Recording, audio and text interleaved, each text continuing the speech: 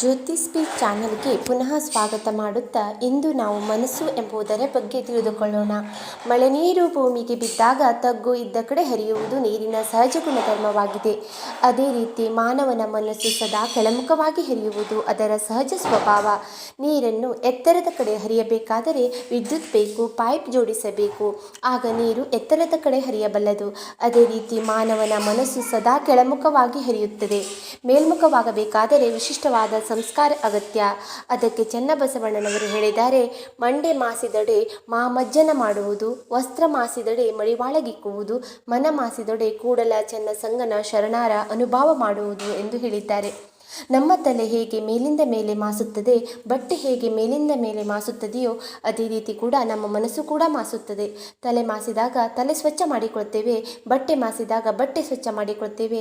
ಅದೇ ರೀತಿ ಮನಸ್ಸು ಮಾಸಿದಾಗ ಸ್ವಚ್ಛ ಮಾಡಿಕೊಳ್ಳಲು ಅನುಭಾವಿಗಳ ಸಂತರ ನುಡಿಗೊಡದಿಂದ ಸಾಧ್ಯ ಅಂತ ಹೇಳಿದ್ದಾರೆ.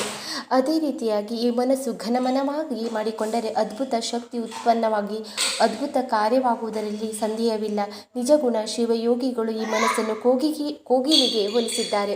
ಆದ್ದರಿಂದ ಮನವು ಬಹಿರ್ಮುಖವಾಗಬೇಕಾದರೆ ಮಾಯ ಪ್ರಪಂಚ, ಮನವು ಅಂತರ್ಮುಖಿಯಾದೊಡೆ ಅರಿವಳ ಜ್ಞಾನಿ ಎಂದು ಆದಯ್ಯ ಶರಣರು ಎಚ್ಚರಿಸಿದ್ದಾರೆ. ಧನ್ಯವಾದ.